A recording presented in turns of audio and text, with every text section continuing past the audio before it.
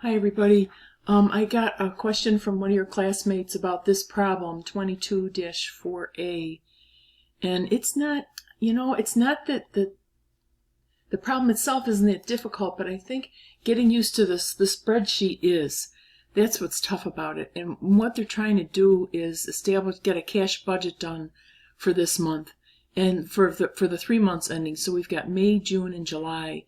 And this sort of a secondary issue. We want to go down here first and do the supporting calculations for accounts receivable. Okay, so they give us the data sort of all over the place. I had trouble with that. So these are your actual sales for May, June, and July. Okay, hope this is big enough. So we got 86,000, 90, and 95, and those sales include cash sales. Okay, so they give us some information. Down here, the company expects to sell about 10% for cash, and of the sales on account, 70% in the month of sale and the remainder the following month.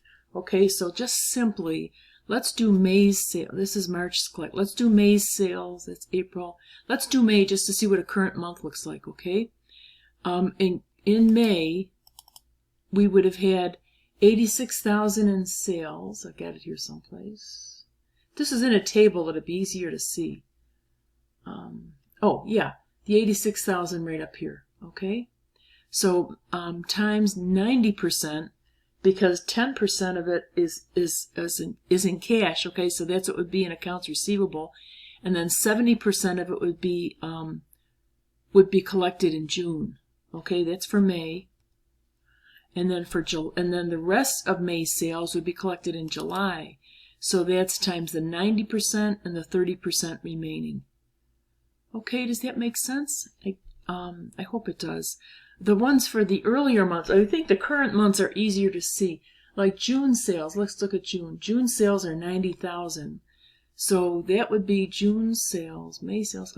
June sales would be collected in, mostly in July, right? We'd have cash sales here. So mostly in July. So that is, let's see, June sales, they just have them in July. So June sales collect, 70% in July and then 30% in August.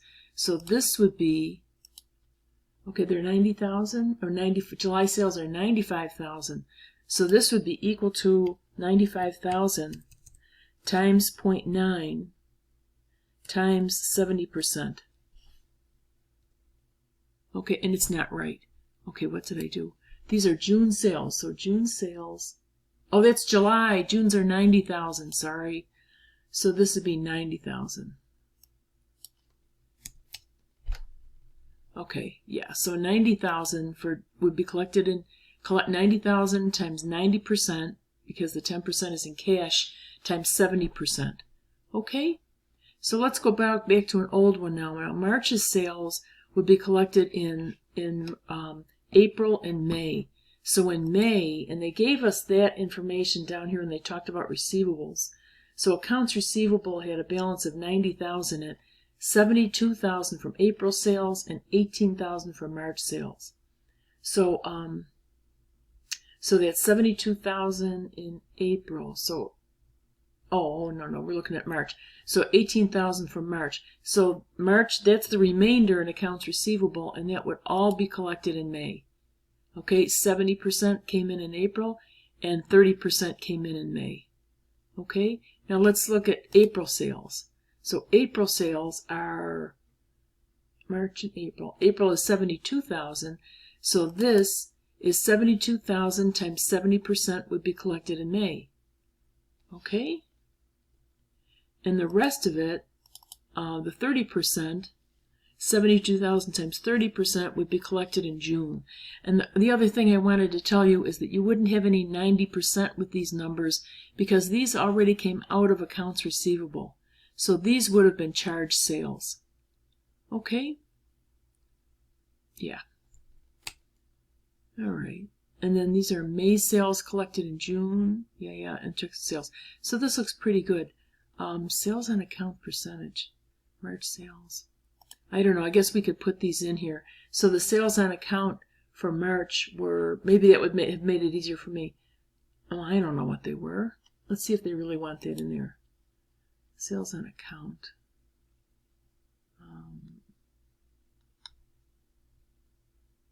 No, they don't. We don't have to have that. I guess these are notes. Okay, so you could put April sales and then times collected in May, collected in June. So the percentage here would be 70%. Oops. Does that make sense? And this would be April sales. This would be collected in June, 30%. Okay, and the sales on account for April sales. Let's see. Oh, sales on account. I guess. I don't know. I don't know if this helps or not. I don't think you don't have to have this filled out. So I found it easier to just put the formula in here, but maybe this would be better for you. So April sales collected in May. April sales are, well, they just gave us, whoops, they just gave us the accounts receivable, right? March and April were 72,000. So this would be 72,000, right? And this would be 18,000. And all of it would have come in May. Oh, they don't like either one of those. I don't know. I don't think I would do this.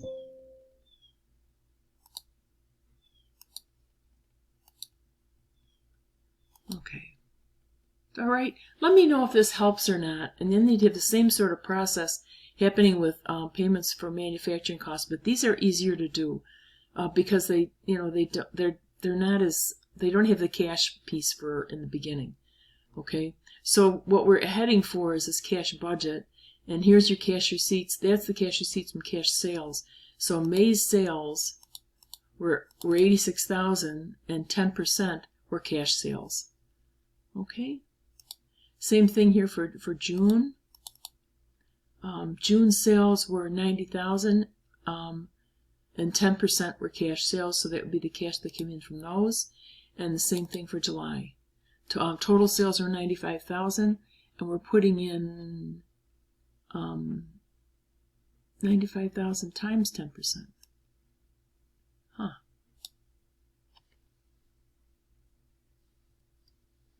Times 10%. 9,500, yeah. That would be the cash receipts from cash sales. So that would be 10% of each month's sales. And then collections from accounts receivable, let's see. If I do totals down here, let's see if we get it.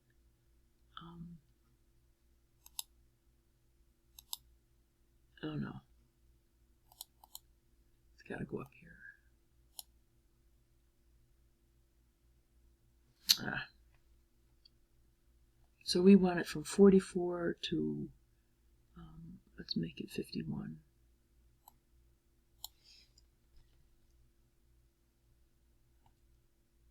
$68.4. I'll check it out. Feel lucky? 68.4. Okay, we're good.